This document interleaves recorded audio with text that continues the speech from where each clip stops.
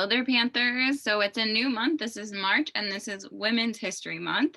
So we're going to read a book called Hidden Figures, and it is about the true story of 4 Black women in the space race and the space race. All right, and this is, as it says, a true story, and it's pretty incredible.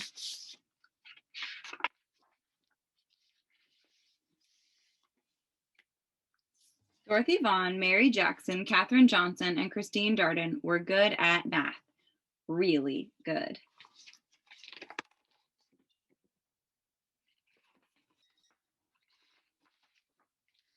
In 1943, the United States was at war, World War II. Dorothy Vaughan wanted to serve her country by working for the National Advisory Committee for Aeronautics, the government agency that designed airplanes. So she wanted to design airplanes. Having the best airplanes would help America win the war. Making airplanes fly faster and higher and safer meant doing lots of tests at the agency's Langley Laboratory in Hampton, Virginia. Tests meant numbers, numbers meant math, and math meant computers. Today we think of computers as machines, right? We all have computers in our pocket and when you have your phone. But in the 1940s, computers were actual people, like Dorothy, Mary, Katherine, and Christine. Their job was to do math. So they were the calculators, they were the computers. Because Dorothy was Black and a woman, some people thought it would be impossible for her to get a job as a computer. She lived in Virginia, a southern state, where laws segregated or kept apart Black people and white people. They could not eat in the same restaurants, they could not drink from the same water fountains, they could not use the same restrooms, they could not attend the same schools, they could not play the same sports teams, they could not sit near each other in the movie theaters, they could not marry someone of a different race. But Dorothy didn't think it was impossible. She was good at math, really good. She knew she was the right person for the job. She applied, and the laboratory offered her a position as a computer.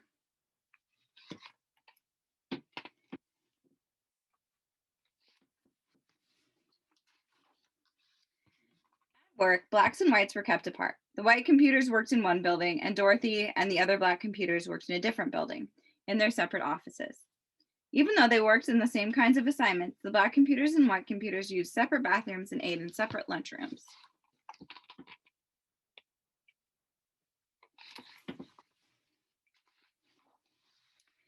America won the war in 1945, but Dorothy stayed on the job, still trying to make airplanes faster and safer. By 1951, the Americans and the Russians were competing to see who could build the best planes. That meant more experiments and more numbers, lots and lots of numbers. And more numbers meant the need for computers. That's when Mary Jackson got a job as a computer at Langley. She worked in a group that tested model airplanes in wind tunnels. A wind tunnel was a machine like a huge metal box with a powerful fan attached. Mary put model airplanes in the wind tunnel and blasted them with air from a fan.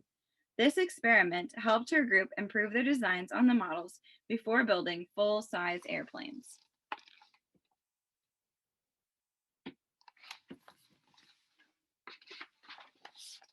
Mary wanted to become an engineer, but officials said it was impossible. Most of the engineers at the laboratory were men. And to become an engineer, Mary needed to take the high-level math classes, but she wasn't allowed to go inside the white school where the classes were taught. But Mary was good at math, really good, and she refused to give up. She got permission to enter the school building and take the math classes, and she earned good grades because she didn't give up. Mary Jackson became the first African-American female engineer at the laboratory. Great example of perseverance.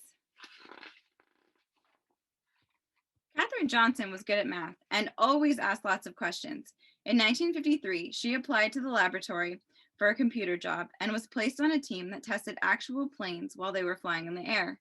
Their research was used to figure out ways to prevent future plane crashes. In one of her first projects, she learned how to analyze turbulence, or dangerous gusts of air. So if you've ever been on an airplane when it kind of moves around, that's turbulence. No one knows how many lives her work may have helped save.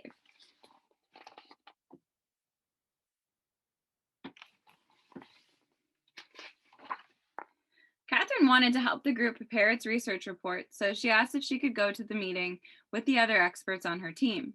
Her boss told her it was impossible. Women aren't allowed to attend meetings, he said, but Catherine knew she was as good at math as anyone else, maybe better.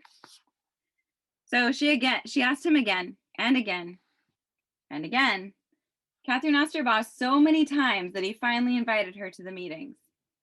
Catherine was good at math, really good. And because she fought to be treated the same as men, she became the first woman in her group to sign her name to one of the group's reports. So here she is asking him again and again and again and again.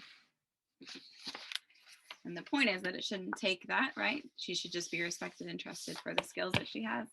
But also it's amazing how much perseverance that she had despite those problems. In the 1950s, the Langley Laboratory bought a machine computer that could do math faster than the human computers. At first, these machines made mistakes.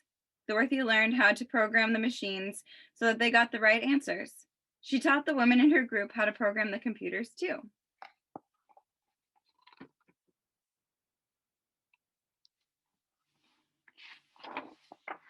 In 1957, Russia launched a satellite known as Sputnik into orbit around the Earth.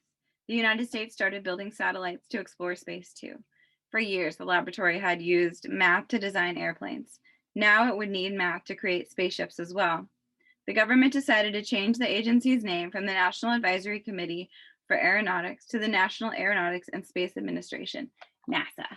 This illustration's really cool.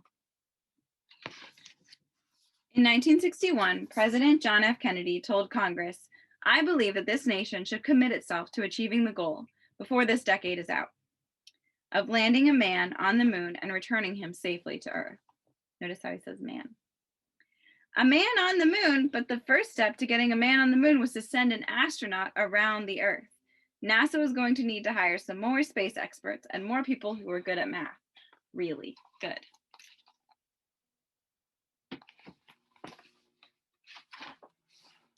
The people at the laboratory had to work together from morning to night to figure out how to send astronaut John Glenn into space and bring him back home to Earth safely. Katherine Johnson knew she could use math to help. "Tell me where you want this spaceship to land and I'll tell you where to launch it," Katherine told her boss. Katherine helped calculate trajectories or pathways that rockets traveled through space. She had to plan Glenn's exact route from takeoff in Florida to splashdown in the Atlantic Ocean. There was no room for error. So that means one little mistake could ruin it. No one was better than Katherine at solving these tricky math problems. Days before his mission, John Glenn wanted Katherine to double-check the machine's computer trajectory calculations to make sure it hadn't made any mistakes. When Katherine said the numbers were correct, Glenn was ready to go. On February 20th, 1962, Glenn blasted off into space, circled the Earth, and made his way home safely.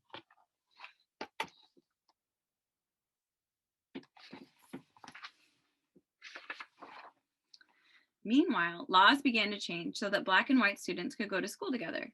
Blacks fought for the rights to sit beside whites on the buses and to drink from the same water fountains at the laboratory. Black and white computers started working together in the same offices, eating at the same lunch table, and using the same bathrooms. Black and white moviegoers could sit next to each other in the same theater. Across the country, people started to think about the ways to bring equality to all Americans.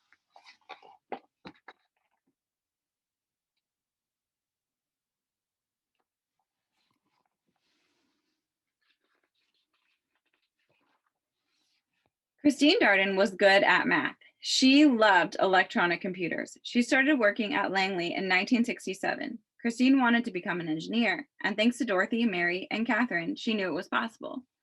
Eventually, she became an engineer for supersonic airplanes, planes flying faster than the speed of sound, but her first job was to help with NASA's mission to the moon.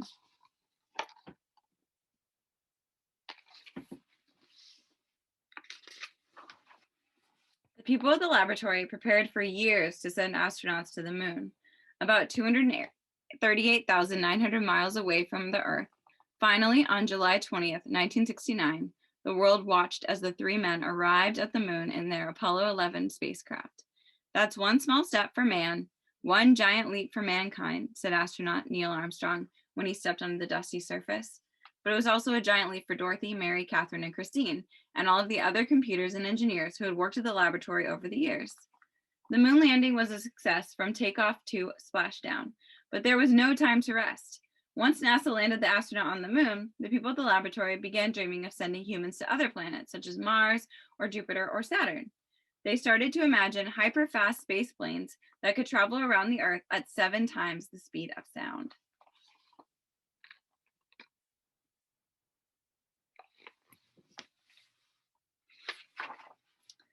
The next adventure wouldn't be easy and would require lots of tests and lots more numbers.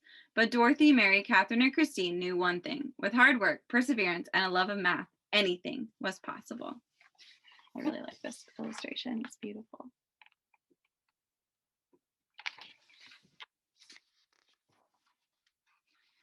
Right, and here we have a little timeline. So showing the first airplane by the Wright brothers. And we have when we first started thinking about getting into space. And here's when Dorothy Vaughan came into what was then called NACA, which is now NASA. And then Mary Jackson, Katherine Johnson, and then here's Brown Butte Board of Education, which ended segregation in schools legally. And then we have this NACA becomes NASA, and then the Sputnik satellite from Russia. And then we have John Glenn orbits the Earth, and then here's Christine Darden. And then we have Neil Armstrong, who was the first to land on the moon. All right, I hope you enjoyed this read aloud kickoff to Women's History Month.